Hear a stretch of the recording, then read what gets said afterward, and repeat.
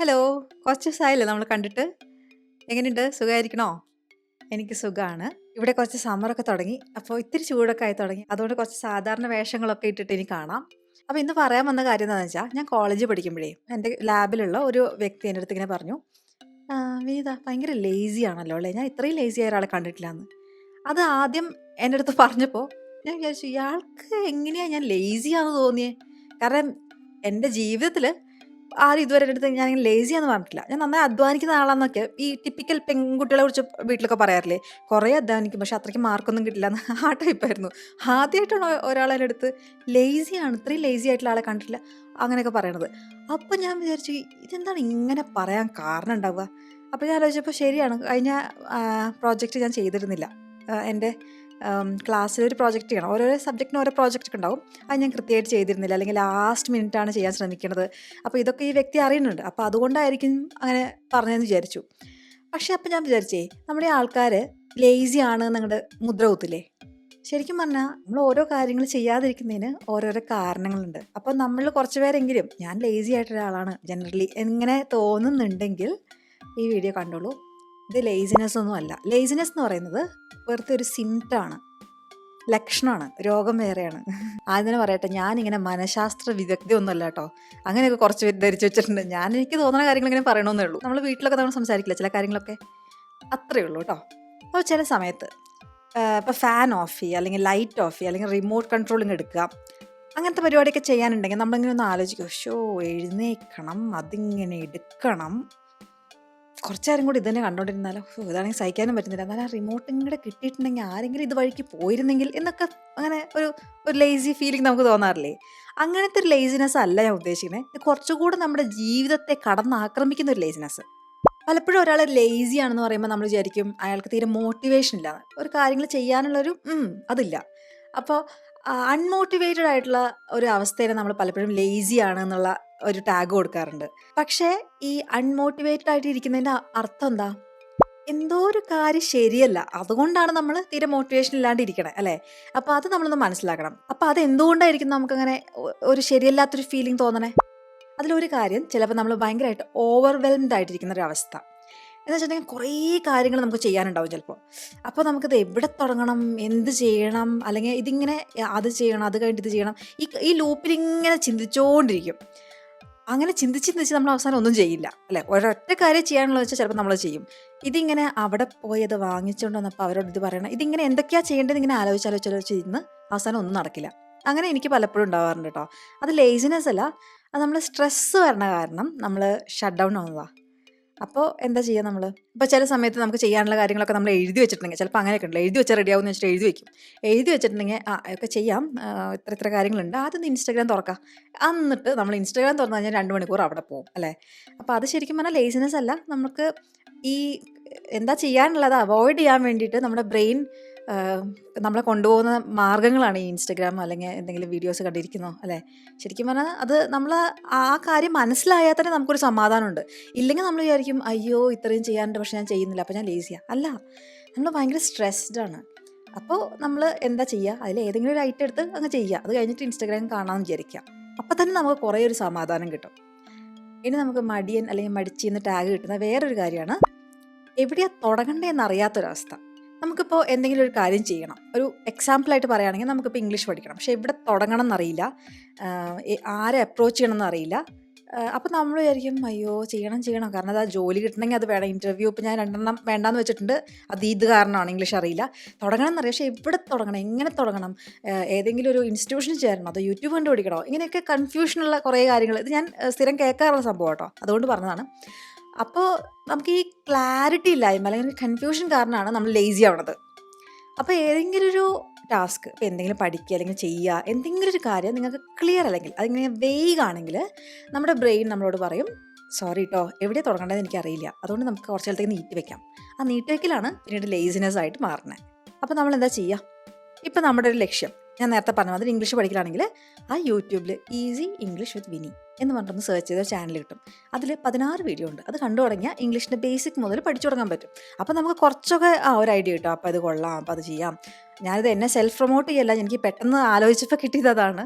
അപ്പോൾ ഞാൻ പറയുന്നത് എവിടെയാണ് നിങ്ങളുടെ പ്രശ്നം കിടക്കണേ, അത് ചെറുതായിട്ടൊക്കെ തുടങ്ങാം. ഇതെല്ലാം കൂടെ പഠിക്കാം അല്ലെങ്കിൽ ഇപ്പൊ ഇംഗ്ലീഷിനെ പഠിച്ച് നമ്മൾ ശശി തരൂർ പറയണ മാതിരി പറയണം എന്നുള്ള ആ ലക്ഷ്യമൊക്കെ മനസ്സിൽ വെച്ച് എത്ര പഠിക്കണം എന്നൊക്കെ ആലോചിച്ച് ഫുൾ നമുക്ക് ടെൻഷനാവും, സ്ട്രെസ്സാവും. തുടങ്ങാം, ഇത്തിരി വെച്ച് തുടങ്ങാം.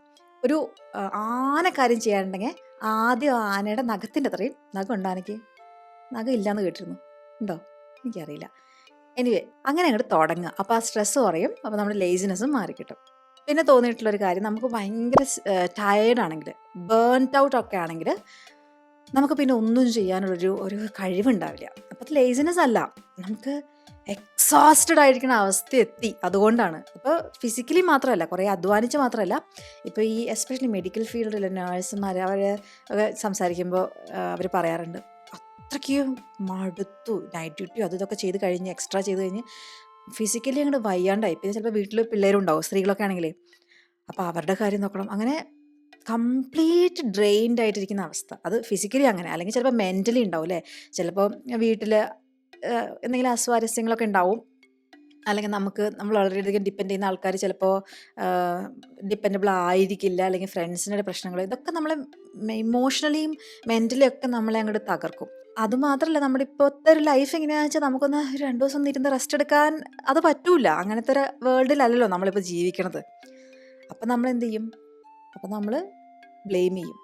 ഈ ഒരു എനർജി ഇല്ലാത്ത അവസ്ഥേനെ ലേസി ആണെന്ന് പറഞ്ഞിട്ട് ബ്ലെയിം ചെയ്യും. ശരിക്കും പറഞ്ഞാൽ അത് ലേസിനെസ് അല്ല, നമുക്ക് പറ്റില്ല, ഇനി കുറച്ച് റെസ്റ്റ് എടുത്താലേ മുന്നോട്ട് പോകുള്ളൂ. നമ്മളൊക്കെ ഓരോ എഞ്ചിനുകളല്ലേ. ഈ മനുഷ്യൻ എന്നൊക്കെ പറഞ്ഞാലും ഒരു സിസ്റ്റമാണ്. അതിന് റെസ്റ്റ് കിട്ടിയില്ലെങ്കിൽ അത് പ്രവർത്തനം നിർത്തിവെക്കും.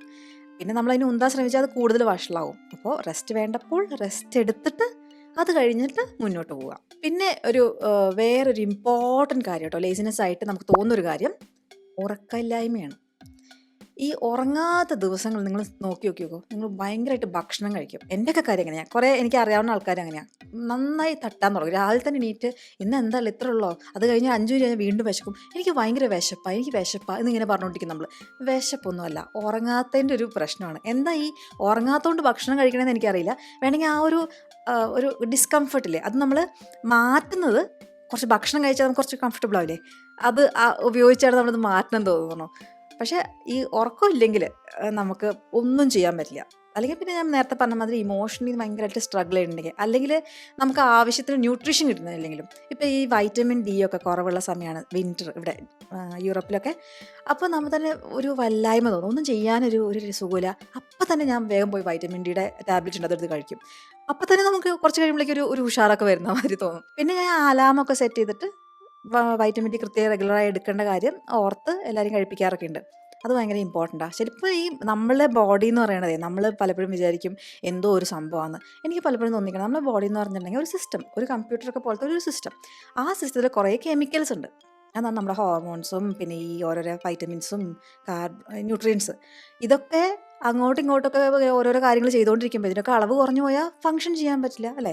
ഉപ്പില്ലാണ്ട് നമുക്ക് കഞ്ഞി കുടിക്കാൻ പറ്റില്ലല്ലോ എന്നുള്ള അവസ്ഥയാണ് നമ്മുടെ ബോഡിക്ക് ഉണ്ടാവുക. ഇങ്ങനെ എന്തെങ്കിലും ഒരു ചെറിയ ചെറിയ കാര്യത്തിൻ്റെ കുറവ് നമ്മൾ ശ്രദ്ധിക്കുന്നുണ്ടാവില്ലേ, വെള്ളം കുടിക്കണൊക്കെ പലർക്കും തെറ്റിപ്പോവും. ഇത് ഏതെങ്കിലും ഒരു ഓർഗനെയോ എന്തെങ്കിലും ഒരു ഫംഗ്ഷനോ ഒക്കെ അങ്ങനെ ഡിസ്റ്റർബ് ചെയ്ത് തുടങ്ങിയാൽ ഇതെന്താണെന്ന് നമുക്ക് മനസ്സിലാവില്ല. ആകെ ഒരു മടി. ഇത് മടിയൊന്നുമല്ല, നമ്മുടെ ബോഡി ശരിയാവുന്നുണ്ടോ, ഭക്ഷണം ന്യൂട്രീഷൻ കറക്റ്റാണോ, സ്ലീപ്പ് കറക്റ്റാണോ എന്നൊക്കെ നോക്കിയാൽ തന്നെ ആ പ്രശ്നങ്ങൾ റെഡിയാവും. പിന്നെ ഞാൻ കോളേജിൽ പഠിക്കുമ്പോൾ കണ്ടിട്ടുള്ള ഈ ചില പയ്യന്മാരൊക്കെ ഉണ്ടായിരുന്നു, പയ്യന്മാരിൽ പെണ്ണുങ്ങളും ഉണ്ടാവും കേട്ടോ. അവർക്ക് പഠിക്കാൻ ചില സബ്ജക്ട്സ് പഠിക്കില്ല അവർ. അപ്പോൾ ഞാൻ ചോദിക്കും, എന്താ പഠിക്കാത്തതില്ല, ഇതൊക്കെ ബിറ്റ്സ് വെച്ചാണ് ഞാൻ പാസ്സാകാൻ പോകുന്നത്. അപ്പോൾ ഞാൻ ചോദിച്ചു, എന്തിനാ അങ്ങനെ ചെയ്യണം, നമുക്ക് പഠിക്കണ്ടേ, നമുക്ക് അറിയണ്ടേ. എന്നിട്ട് എന്നോട് ഇങ്ങനെ ചോദിക്കും, അറിഞ്ഞിട്ട് എന്തിനാ, ഇതിലേതെങ്കിലും ഒരു കാര്യം നമ്മൾ വർക്ക് ചെയ്യണ സമയത്ത് ഉപയോഗിക്കാറുണ്ടോ, ആരെങ്കിലും ഉപയോഗിക്കുന്നുണ്ടോ? ഇതൊക്കെ പഠിച്ചിട്ട് ഒരു കാര്യമില്ല, വെറുതെ പുസ്തകത്തിൽ എഴുതി വെച്ചേക്കുക, ഇതൊന്നും ഒരുകൊണ്ട് ജീവിതത്തിന് ഉപകാരമില്ല, അതുകൊണ്ട് ഇത് പഠിച്ച് സമയം കളയണ്ട എന്ന് ഞാൻ തീരുമാനിച്ചു എന്ന്. പറയണതിലൊരു പോയിന്റ് ഉണ്ട് അല്ലേ. കരിക്കുലമൊക്കെ റെഗുലറായി അപ്ഡേറ്റ് ചെയ്യണം എന്ന് പറയുന്നതിലൊരു പിന്നിലത്തെ ഒരു കാര്യം ഇതാ. ഒരു ഉപകാരമില്ലാത്ത കാര്യങ്ങൾ വെറുതെ കുറേ പഠിച്ചിട്ട് എന്ത് കാര്യം അല്ലേ. അപ്പോൾ നമുക്കതിൻ്റെ point, you miss the point, you don't see the point. അത് വരുമ്പോഴാണ് നമുക്ക് ഒരു മോട്ടിവേഷൻ ഇല്ലാണ്ടിരിക്കുക അല്ലേ. മോട്ടിവേഷൻ എന്ന് പറഞ്ഞാൽ നമുക്കതിൻ്റെ അതിൻ്റെ ശരിക്കുള്ള മീനിങ് ഒക്കെ നമുക്ക് അങ്ങോട്ട് മനസ്സിൽ വന്നിട്ടോ, ഇത് ചെയ്താൽ അതിങ്ങനെ, ഇതുകൊണ്ട് ഇങ്ങനെ അർത്ഥവത്തായ ഒരു കാര്യമാണെന്നൊക്കെ തോന്നി നമ്മൾ ചെയ്യുന്നതല്ലേ. അപ്പോൾ ആ ഒരു പോയിന്റ്ലെസ് അല്ലെങ്കിൽ മീനിങ്ലെസ് ആയിട്ട് തോന്നുമ്പോൾ നമ്മൾ നമ്മുടെ ആ ഗോളിൽ നിന്ന് ഡിസ്കണക്റ്റഡ് ആവും. അപ്പോൾ നമ്മുടെ ബ്രെയിൻ പറയും, മോനെ കുറച്ച് നേരം ഇൻസ്റ്റാഗ്രാം സ്ക്രോൾ ചെയ്യൂ, വെറുതെ അത് പഠിച്ച് ജീവിതം നശിപ്പിക്കല്ലേ. അപ്പോൾ നമ്മൾ വിചാരിക്കും, നമ്മളല്ല നമ്മുടെ വീട്ടുകാർ വിചാരിക്കും മടിയൻ. അപ്പോൾ പലപ്പോഴും ചെയ്യണ്ട ചെയ്യണ്ട, നീ ഇത് പഠിക്കണ്ട, നീ അല്ലെങ്കിൽ കാര്യം ചെയ്യണ്ടെന്നും നമ്മുടെ ബ്രെയിൻ നമ്മുടെ അടുത്ത് പറയണത് ഇങ്ങനെ എന്തെങ്കിലുമൊക്കെ കാരണങ്ങൾ കൊണ്ടായിരിക്കും അല്ലേ. നമ്മൾ നമ്മളെ ഫോഴ്സ് ചെയ്ത് ചെയ്യിപ്പിച്ചാൽ അത് ശരിയാവില്ല അല്ലേ. എന്തെങ്കിലും കാര്യങ്ങൾ തന്നെ നമുക്ക് ചെയ്യാനുള്ളത് എന്നാൽ ചെയ്തേ പറ്റൂ എന്നൊക്കെ വെച്ച് നമ്മൾ ഏച്ച് വലിച്ച് വന്നത് ചെയ്യുമ്പോൾ അതാണെങ്കിൽ ചിലപ്പോൾ ശരിയാവില്ല. അതുകൊണ്ട് ആ ഇന്നർ റെബല്യൻ, ആ റെസിസ്റ്റൻസ് നമ്മൾ മനസ്സിലാക്കണം. വേറെ ലേസിനെസ് ആയിട്ട് എനിക്ക് തോന്നിയിട്ടുള്ളൊരു കാര്യം എന്ന് വെച്ചാൽ തോൽവിയോടുള്ളൊരു ഭയം. ഞാനെങ്ങാനും തോറ്റാലോ, അങ്ങനെ ചില ആൾക്കാരുണ്ട്. ഇപ്പോൾ നമ്മൾ എല്ലാവരും കൂടെ ഫ്രണ്ട്സൊക്കെ കൂടി ഡാൻസ് ഒക്കെ കളിക്കാന്ന് വെച്ചാൽ ചിലർ ഡാൻസിന് ചേരില്ല. ചിലപ്പോൾ നമ്മളെപ്പോലെ തന്നെ ഡാൻസ് കളിക്കാൻ അറിയാവുന്ന കുട്ടികളായിരിക്കും, പക്ഷെ ഡാൻസിന് ചേരില്ല അവർ. അപ്പോൾ എന്താണെന്ന് ചോദിച്ചാൽ അയ്യോ എനിക്ക് ഡാൻസ് കളിക്കാൻ അറിയില്ല. ശരിക്കും അറിയായും, എല്ലാവർക്കും ഇപ്പോൾ 2 കാലം അങ്ങോട്ടും ഇങ്ങോട്ടും വെക്കാൻ പറ്റും. പിന്നെ ഇത് വലിയ കോമ്പറ്റീഷനൊന്നുമല്ല, നമ്മൾ വെറുതെ ഒരു ഫണ്ടിന് വേണ്ടി ചെയ്യുന്നതാണ്. പക്ഷെ ഇവർ കളിക്കില്ല. അതെന്ന കാര്യം എന്ന് വെച്ചാൽ ഇവർക്ക് നന്നായി കളിക്കാൻ പറ്റിയില്ലെങ്കിലോ എന്നുള്ളൊരു പേടി. അതിപ്പോൾ ആരും നമ്മൾ നന്നായി കളിച്ചിട്ടൊന്നുമല്ല, പക്ഷേ ഈ പെർഫെക്ഷനിസം, നന്നായി ചെയ്യാൻ പറ്റില്ലെങ്കിൽ ഞാനത് ചെയ്യില്ല എന്നുള്ള ഒരു ഒരു ഒരു മൈൻഡ് സെറ്റ് ഉണ്ട്. അവർ പോലും അറിയണ്ടാവില്ല കേട്ടോ. ഞാൻ മനഃപൂർവ്വം അവർ ചെയ്യുന്നു എന്ന് പറയണല്ല, അവർക്ക് അറിയണ്ടാവില്ല. ഇപ്പം എനിക്ക് പാട്ട് പാടാനൊന്നും അങ്ങനെ വലിയ കഴിവില്ല, പക്ഷെ ഞാൻ എത്ര പാട്ട് പാടുന്നതെന്ന് വെച്ചാൽ അതെന്താ നമ്മുടെ സന്തോഷം. ഇപ്പം നന്നായി അറിയാവുന്നവർ മാത്രം പാട്ട് പാടിയാൽ എന്നോ അയ്യോ അങ്ങനെ ഡയലോഗ് ഉണ്ടായിരുന്നല്ലോ, കാട്ടിൽ അറിയാവുന്ന പക്ഷികൾ മാത്രമാണോ പാട്ട് പാടുന്നത്, എല്ലാവരും പാടുന്നില്ലേ. അതുമാതിരി നമ്മളിപ്പോൾ ഈ സ്റ്റാർ സിംഗറിനൊന്നും പോയി പാടണ്ട, നമ്മൾ വീട്ടിൽ നമുക്ക് പാടിക്കൂടെ അല്ലേ. അപ്പോൾ അങ്ങനെ പെർഫെക്ഷനിസം അത് ഉണ്ടോയെന്നൊന്ന് ചെക്ക് ചെയ്യുക. അത് ഇല്ലാത്തപ്പോഴാണ് നമുക്ക് അയ്യോ എനിക്ക് ചെയ്യാൻ പറ്റില്ല അല്ലെങ്കിൽ അങ്ങനെ വിചാരിച്ചിരിക്കുന്നത്. അത് കുട്ടികളിലും നമ്മൾ വളർത്തുമ്പോൾ ശ്രദ്ധിക്കേണ്ട ഒരു കാര്യമാണ്. ഒരു മൈൻഡ് സെറ്റ്, ഞാൻ ശ്രമിക്കില്ല കാരണം ഞാൻ ഫെയിലാവാൻ പാടില്ല, കാരണം ഇത് ഞാൻ ചെയ്താൽ ചിലപ്പോൾ ഫെയിലാവും, അതുകൊണ്ട് ഞാനിത് ശ്രമിക്കില്ല. അങ്ങനെ ഒരു ചിന്ത കുട്ടികളിൽ വരുത്താതിരിക്കാൻ ശ്രമിക്കണം. അപ്പോൾ അങ്ങനെ ചിന്തിക്കുമ്പോൾ നമ്മളത് കുറച്ചുകൂടി നമ്മളെ സേഫാക്കി വെക്കുകയാണ് അല്ലേ. ഫെയിലിയർ അവോയ്ഡ് ചെയ്യാനുള്ള ഒരു ടാക്റ്റിക്കാണ്, പക്ഷേ it will keep U stuck. അപ്പോൾ കുട്ടികളെ അത് അവർ നന്നായി ചെയ്താൽ നന്നായി ചെയ്തില്ലെങ്കിലും പ്രോത്സാഹിപ്പിക്കുക. കുഴപ്പമൊന്നുമില്ല നീ ചെയ്യുന്നത്, നീ ഇനി ഇമ്പ്രൂവ് ആവും, ഇങ്ങനെ ചെയ്ത് കുറച്ച് പ്രാക്ടീസ് ചെയ്താൽ റെഡി ആവും. അങ്ങനെ ആ ഗ്രോത്ത് മൈൻഡ് സെറ്റ് സെറ്റ് ചെയ്ത് കൊടുക്കുന്നല്ല. നമ്മളൊക്കെ പണ്ട് പോരാലോ നീ എന്തിനാ കളിക്കണേന്ന് ചോദിച്ചാൽ പിന്നെ നമ്മൾ കളിക്കില്ല അല്ലേ. അപ്പോൾ അങ്ങനെ കുട്ടികളായിരിക്കുമ്പോഴേ അത് ശ്രദ്ധിക്കേണ്ട ഒരു കാര്യം. പിന്നെ ഒരു ടിപ്പിക്കൽ ലേസിനെസ് ആയിട്ട് ടാഗ് കിട്ടുന്നൊരു സംഭവം നമ്മൾ ഡിപ്രസ്ഡ് ആണെങ്കിലും അല്ലെങ്കിൽ നമുക്ക് ആങ്സൈറ്റി ഉണ്ടെങ്കിലൊക്കെയാണ്. ഈ മെൻ്റൽ ഹെൽത്ത് ഇഷ്യൂസ് നമ്മൾ പലപ്പോഴും അറിയില്ല. എനിക്ക് തോന്നിയിട്ടുള്ളതെന്ന് പറയാം, നമ്മൾ സ്ട്രെസ്ഡ് ആയിരിക്കുമ്പോൾ നമുക്കറിയില്ല നമ്മൾ സ്ട്രെസ്ഡ് ആണെന്ന്. അത് ശ്രദ്ധിച്ചിട്ടുണ്ടോ? ഇപ്പോൾ ഒരാൾ വന്ന് നമ്മുടെ അടുത്ത് പറയാണ് സ്ട്രെസ് ഉണ്ടോ നിങ്ങൾക്ക് എന്ന് ചോദിച്ചാൽ ചില സമയത്ത് നമുക്ക് ആ സ്ട്രെസ് ഉള്ള കാര്യം നമുക്ക് അറിയില്ല, പക്ഷെ നമ്മുടെ ബോഡിയും നമ്മുടെ സറൗണ്ടിങ്സും ആ ലക്ഷണങ്ങൾ കാണിച്ചു തുടങ്ങും.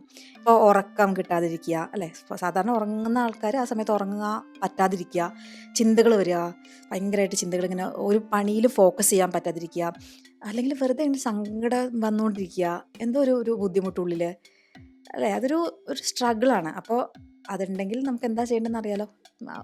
നമ്മൾ മെഡിക്കൽ ഹെൽപ്പ് സ്വീകരിക്കുക കേട്ടോ. അത് ഞാൻ പറയണത് ഇതിലെന്താ പ്രശ്നം എന്ന് വെച്ചാൽ ഇത് അറിഞ്ഞാലല്ലേ നമുക്ക് ഹെൽപ്പ് സ്വീകരിക്കാൻ പറ്റുള്ളൂ. പലപ്പോഴും നമ്മൾ ഒരു നാരേറ്റീവ് ഉണ്ട്, ഇതൊക്കെ ശരിയാവും, അതങ്ങനെ എല്ലാവർക്കും ഉള്ള അങ്ങനെ അതങ്ങ് പറഞ്ഞ് കുറച്ചൊക്കെ കേസിൽ നമുക്ക് അങ്ങനെ പറയാം. പക്ഷേ ഇത് ഇങ്ങനെ പറഞ്ഞുകൊണ്ടിരുന്നാൽ ചിലപ്പോൾ നമ്മൾ ആ സ്ട്രഗിൾസ് അങ്ങ് മുകളിലേക്ക് എത്തുന്നത് അറിയില്ല.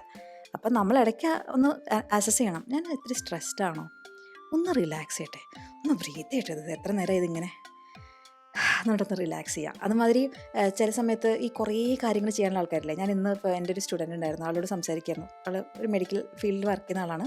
അപ്പോൾ ആൾക്കിങ്ങനെ സംസാരിക്കുമ്പോഴേ എനിക്ക് കിട്ടുന്നുണ്ട് ആ സ്ട്രെസ് അവരുടെ ഉള്ളത്. എനിക്ക് പലപ്പോഴും അങ്ങനെ കിട്ടാറുണ്ട്. അവിടെ നിങ്ങൾ സംസാരം കേൾക്കുമ്പോഴേ നല്ല സ്ട്രെസ് അടിച്ചിരിക്കാൻ തോന്നാറുണ്ട്, ആങ്സൈറ്റിയും പെട്ടെന്ന് സംസാരിക്കണം. അപ്പോൾ നമ്മൾ ആലോചിക്കേണ്ടത് കാര്യങ്ങൾ പെട്ടെന്ന് ചെയ്യുക എന്നതിൻ്റെ അർത്ഥം നമ്മൾ സ്ട്രെസ് അടിച്ച് ചെയ്യുക എന്നല്ല. നമ്മൾ ശരിക്കും എന്തെങ്കിലും ചെയ്തുകൊണ്ടിരിക്കുക. ഇപ്പോൾ അടിച്ചു വാരുക, ഇപ്പോൾ വീട്ടമ്മമാരൊക്കെ ആണെങ്കിൽ ചിലപ്പോൾ വാക്യൂം ചെയ്യുക, അടിച്ചു വാരുമോ, രാവിലെ ഭക്ഷണം പെട്ടെന്ന് തയ്യാറാക്കും, അങ്ങനെ എന്തെങ്കിലുമൊക്കെ ചെയ്യുമ്പോൾ നമ്മൾ അറിയാണ്ടൊരു സ്ട്രെസ്സിലേക്ക് കിടക്കും. അപ്പോൾ നമ്മളൊന്ന് ആലോചിക്കുക, സ്പീഡിൽ ചെയ്യുന്നതുകൊണ്ട് സ്ട്രെസ് അടിച്ച് ചെയ്യണമെന്നില്ല, റിലാക്സ് ചെയ്ത് ലാ ലാ ലാ ലാ എന്ന് പറഞ്ഞിട്ട് ഭയങ്കര സ്പീഡ് ചെയ്യുക. അതൊന്ന് ശീലിക്കേണ്ട കാര്യം കേട്ടോ. ഞാനിപ്പോൾ ഇത് കോൺഷ്യസ്ലി ചിന്തിച്ച് ചെയ്യുന്ന കാര്യമാണ്, കാരണം സ്പീഡിൽ ചെയ്തേ പറ്റൂ, സമയത്തിന് കുട്ടിനെ അയക്കണ്ടേ. പക്ഷെ അത് വെച്ച് നമ്മളിങ്ങനെ മെൻ്റലി ഇങ്ങനെ ടൈറ്റാക്കി ബ്രീത്ത് ചെയ്യാണ്ട് ഇങ്ങനെ ചെയ്യേണ്ട കാര്യമില്ല. അതൊന്ന് നോക്കി വെക്കും. അപ്പോൾ ഞാൻ ഇത്രയൊക്കെ കാര്യങ്ങൾ പറഞ്ഞു എന്ന് വെച്ചാൽ ലേസിനെസ് ലക്ഷണങ്ങളാണ്, ശരിക്കുള്ള പ്രോബ്ലം വേറെ എന്തെങ്കിലും ആയിരിക്കും എന്നിട്ട് കുറേ കാര്യങ്ങൾ പറഞ്ഞു. ഇനിയിപ്പോൾ എന്ത് ചെയ്യും നമ്മൾ? അപ്പോൾ നമ്മൾ തന്നെ മടിയനാണെന്ന് വിചാരിക്കുന്നതിന് പകരം നമ്മൾ ചോദിക്കുക നമ്മളോട് കേട്ടോ, എന്താണ് നടക്കണത്, ഇത് ഒരു കാര്യം ചെയ്യണം, അത് ചെയ്യണമെങ്കിൽ ഞാൻ ആദ്യത്തെ സ്റ്റെപ്പ് എന്താണ്, രണ്ടാമത്തെ സ്റ്റെപ്പാണ്, അങ്ങനെ ഓരോ സ്റ്റെപ്സായിട്ട് നമ്മൾ ബ്രേക്ക് ഡൗൺ ചെയ്യാം, ടൈനി സ്റ്റെപ്സായിട്ട്. എന്നിട്ട് അതിലത്തെ ആദ്യത്തെ സ്റ്റെപ്പ് അങ്ങോട്ട് ചെയ്യുക. ആദ്യത്തെ സ്റ്റെപ്പ് കൂടുതൽ ചിന്തിക്കരുത് നമ്മൾ.